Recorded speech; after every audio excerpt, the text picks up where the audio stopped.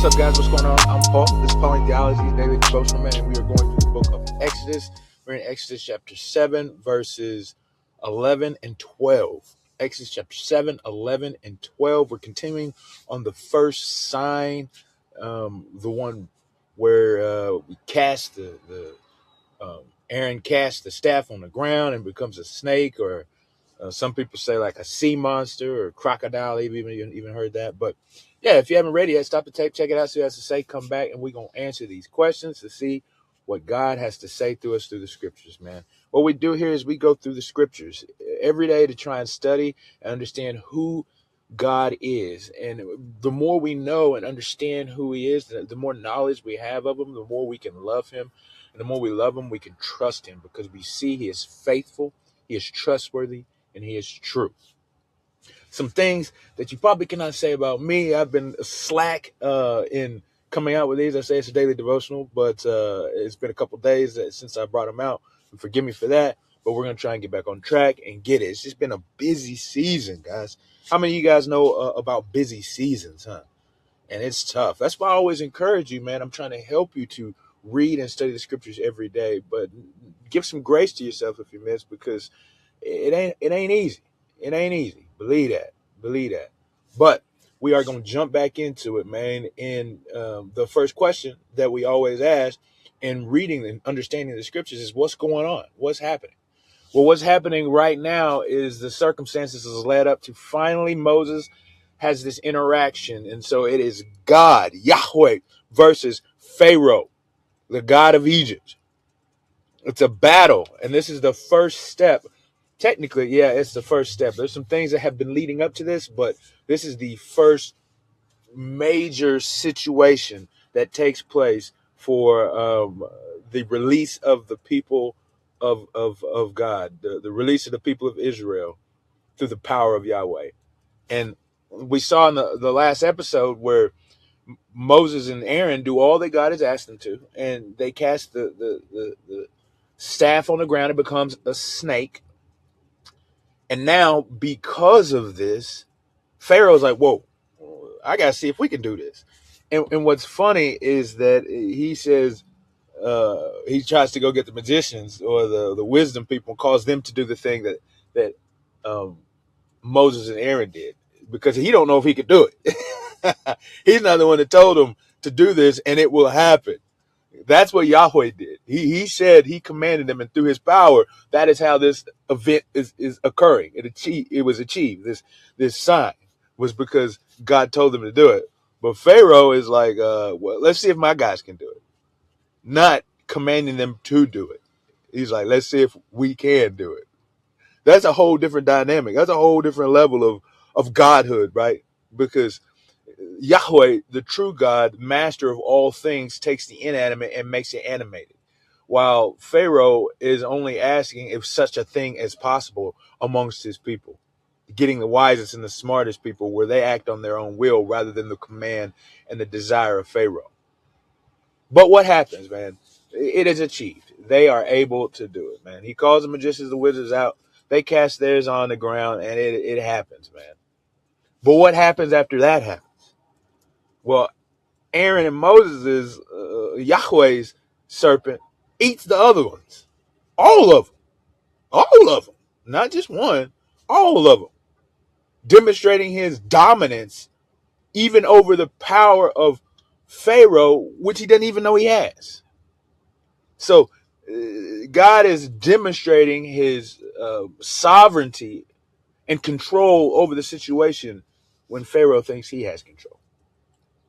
Now, a couple of things, man, I know that we probably asking the question of is, because we know that Yahweh created the animated out of the inanimate.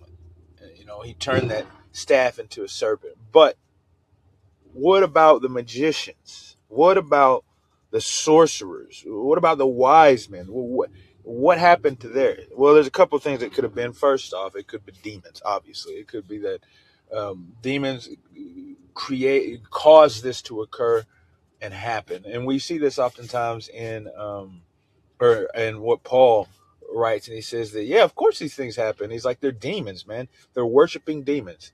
It is when they wonder how some things occur and happen and idols be able to do the things that they do, it's because demons are moving and working behind the scenes to be able to do those things.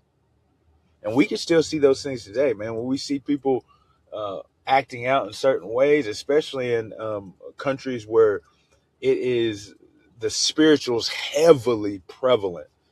America and is sometimes not so, um, you know, not so in tuned with the spiritual because of their quote unquote intellectualism or naturalism or secularism. And so we may not see it as prevalent here, but in other countries where their minds and their hearts are still on the spiritual, demons are actively moving to do things, to conjure up followers and deter people from the glory of God.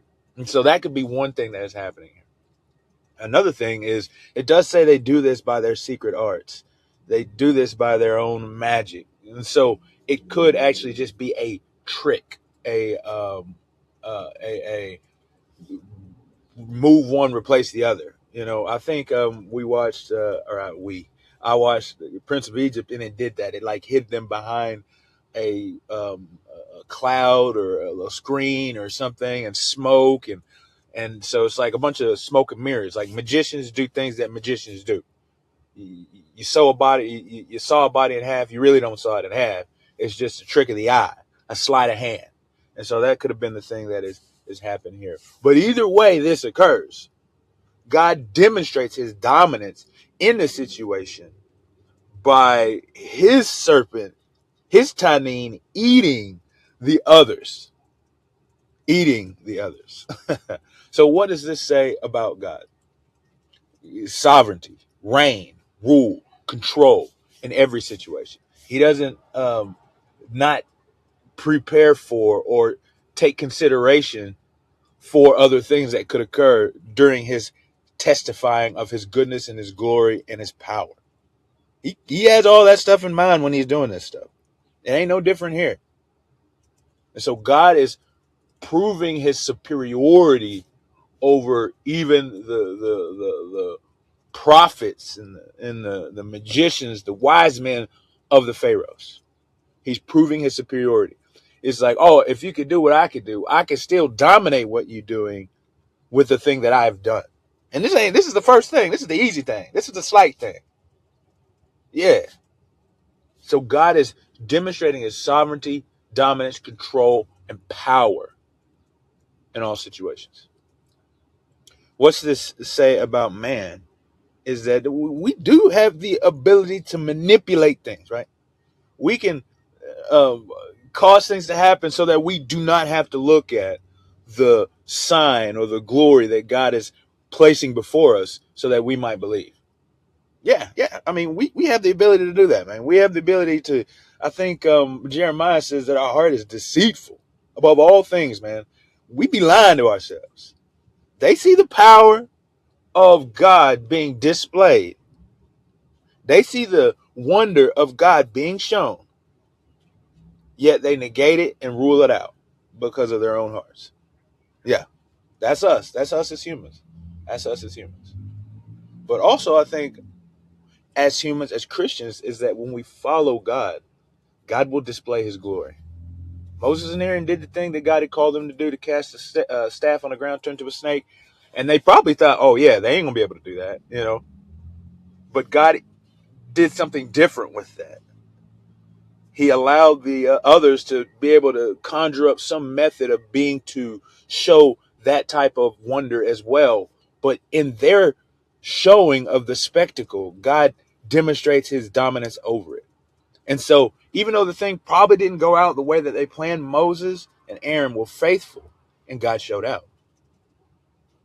And so it calls for us as Christians to be faithful, to be faithful. So how do we apply these truths to our lives? Well, I think first off, we understand who God is. And that's what we're doing. We're reading this and finding out His power, His control, His sovereignty, His knowledge, His wisdom. And we take those things into consideration, and we just do what God has called us to do. Realizing that what we think might be the outcome of the task that God has for us may not be the outcome. So wherever you're at today, whatever you're doing today, being called to display God's glory in your life, realize that our vision of the outcome may not be what God's reality of the outcome will take place. Just be faithful in what God has called you to do, and He will display His glory in the way He wants to display it.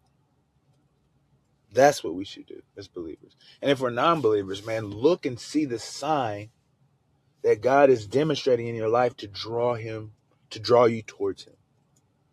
Don't turn it away. Don't turn it away. Hey, I appreciate you guys for listening, and I'll see you in the next episode.